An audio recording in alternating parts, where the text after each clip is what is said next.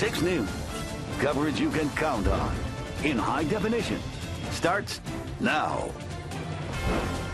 An early morning homicide in Cambria County. One suspect is in custody facing charges. Good evening. Authorities in Cambria County are investigating a violent murder in Richland Township. It happened early this morning where they say a woman was bound, strangled, and killed. But it didn't take long to make an arrest because police say the suspect turned himself in and admitted the entire thing. It happened inside the couple's home in the 100 block of Parkside Drive. And that's where we find Maria Miller, who's been working on this story all day. Maria? Marty, like we said at noon, it's still extremely early in this investigation. In fact, today, police weren't even able to comment much on the timeline of events. But according to court paperwork that we picked up earlier today, it appears they have much of what happened already pieced together. Sorry? I'm sorry.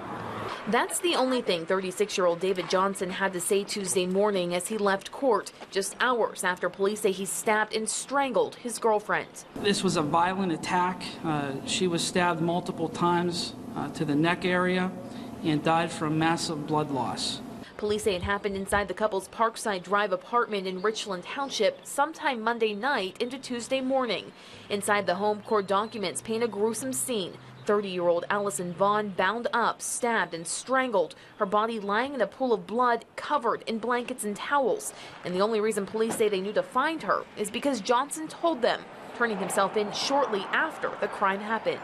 Officers ended up coming, meeting the individual in a parking lot, and ended up indicating about the attack that had occurred. There's still a lot to learn about the history between the victim and the defendant who's charged.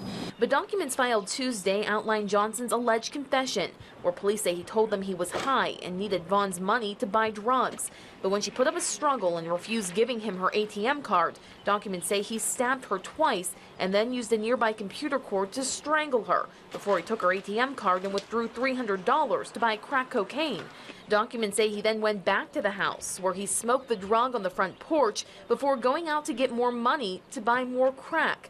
But when the ATM denied him, he told police he went back to the house and checked on Vaughn, already thought to be dead, before he took a shower, changed his clothes, and drove to the police station to turn himself in.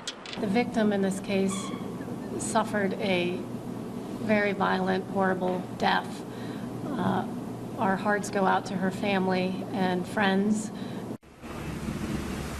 District Attorney Kelly Callahan told us today that when the homicide rate in Cambria County is categorized, she says that half of the cases are domestic violence related, the other half involve drugs. She says this case involves both. At the same time, though, she made it very clear that they have no reason at this point to indicate that the victim, Allison Vaughn, was doing any type of drugs.